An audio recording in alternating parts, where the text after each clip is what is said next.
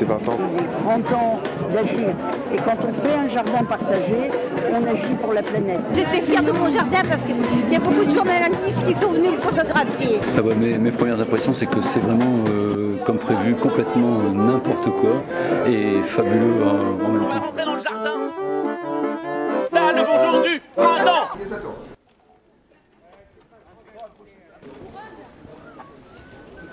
Ce que je fais là, c'est que depuis un an, on discutait dans le cadre du réseau des collègues des jardins dans tous ces États, toutes les structures de France qui travaillent sur l'idée du jardin partagé et son développement et puis sa pérennisation. On s'était dit que ça serait bien de fêter nos 20 ans.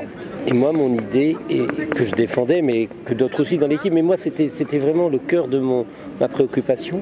Comment rendre aux habitants ce que nous, au quotidien, ils nous font vivre en fait. Comment dans les jardins, grâce à eux, on vit des extraordinaires histoires humaines. Et je me dis, il faut que ces 20 ans soient eux qui soient mis en osmose avec ce qu'on fait au quotidien. Je voulais vraiment là-dessus. Et je suis content parce que nous, on a réussi à mettre dans un train 170-75 Bretons qui sont venus en souriant, en ayant la banane et en me disant « Ah, tu sais, ça fait 5 ans que je ne suis pas sorti de Brest. » Et pour moi, c'est un voyage. Et pour moi, c'est un vrai voyage. J'étais pas né que je jardinais déjà. Ma mère était enceinte jusqu'aux yeux et elle jardinait. Donc, je jardinais depuis très longtemps. Donc, c'est plus que tout. Ça m'équilibre, ça m'aide à vivre mon stress quotidien de responsable de structure, d'équipe et tout ça.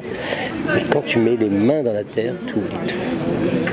Ben c'est relier les gens, c'est permettre aux gens de se connecter, de se reconnecter, de se parler, de communiquer entre eux. Après, si en plus ça peut être magnifique et ça met de la couleur dans un quartier ou dans un village, si en plus ça permet de se nourrir, et si en plus ça permet de faire un peu de sous, parce que en effet on vend rien dans les jardins partagés, mais si on permet de ne pas acheter des graines parce qu'on les a produites soi-même, mais qu'est-ce qu'elle est belle la vie quoi. Toi, il y a un an? Ouais. Enfin, c'est un imposteur. Parce qu'il n'est pas dans le jardin lui, hein. Il est même, on dirait, violent. Ah bon, il porte son fusil sur l'épaule, donc ça va, mais en fait, les histoires des nains, c'est venu d'une dame en fait, qui jardinait dans son terrain, et elle jardinait. Elle avait un jardin où il n'y avait pas de jardin. C'était un espace où il y avait des nains de jardin. Et puis, à force de passer devant son terrain, un jour, je me suis permis de l'apostropher parce qu'elle était dans son jardin. Je lui ai demandé, mais pourquoi vous jardinez pas? Pourquoi? Ah ben parce que j'aime beaucoup les nains de jardin qu'elle me fait. Mais assez bourrue, la dame. Ah, moi, j'ai dit, j'adore. Or, à l'époque, je comprenais pas, je n'aimais pas le nain de jardin. Mais je me suis mis en lien avec elle par ce petit mot tout doux que j'ai dit, qui m'est passé par la tête comme une espèce de pensée comme ça. Elle me dit, je trouve ça beau. Je ne trouvais pas ça beau, mais le fait de le dire, elle m'a ouvert sa porte, elle m'a offert un café et elle m'a parlé de sa vie. Elle était ancienne astite, elle avait une vie mais de folie derrière elle, derrière ses nains, que tout le monde pouvait la critiquer parce que des nains de jardin, c'est pas bien, c'est pas beau, c'est kitsch, c'est petit, c'est minimaliste. Et cette bonne femme, c'était d'une tolérance. Et ça m'a complètement subjugué. C'est resté dans ma tête. Et un jour, en venant à Lille, à un réseau national, je me promène dans les rues de je ne sais pas où, de quel jardin. Il y avait un nain tout pourri, qui est d'ailleurs dans l'expo aujourd'hui. Il était lourd, c'était du béton, je ne sais pas de quoi. Je le porte dans mon sac, je le ramène et je me dis, en lien avec cette dame-là qui était rentrée dans ma tête, je me dis, mais il y a quelque chose à faire avec le nain. Le nain est capable de créer du lien. Les critiques qu'on me donnait, parce que mais t'es fou, tu vas pas mettre ça dans ton train, tu vas attraper mal au dos, tu vas...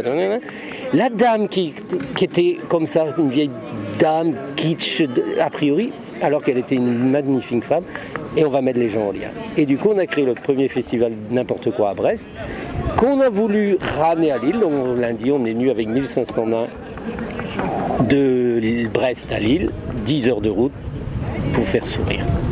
Les nains, ça ne sert à rien, sinon à sourire.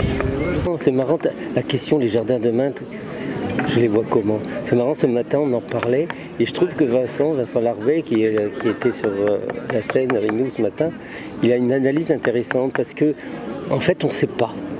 Qui sait ce que nous aurions pu être il y a 20 ans? Personne ne le sait. Et je sais qu'on ne sait pas. Et ne pas savoir, c'est pas angoissant. C'est au contraire jouissif. Ça te permet de réfléchir, te dire, d'être à l'écoute des autres, d'être à l'écoute des habitants. Mais moi, je veux pas un jardin pour jardiner, je veux un jardin pour m'allonger dans l'herbe.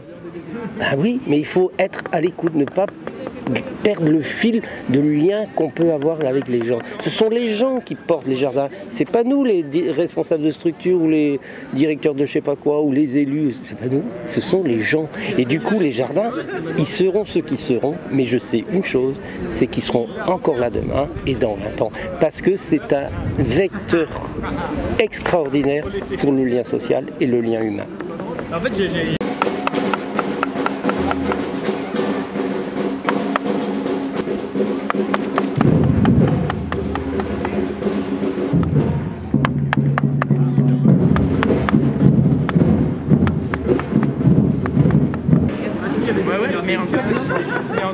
J'ai trouvé ça bien qu'il dise ça ce matin. Je trouvais qu'il avait...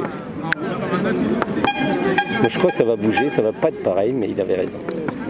Moi j'ai hâte d'attendre 20 ans.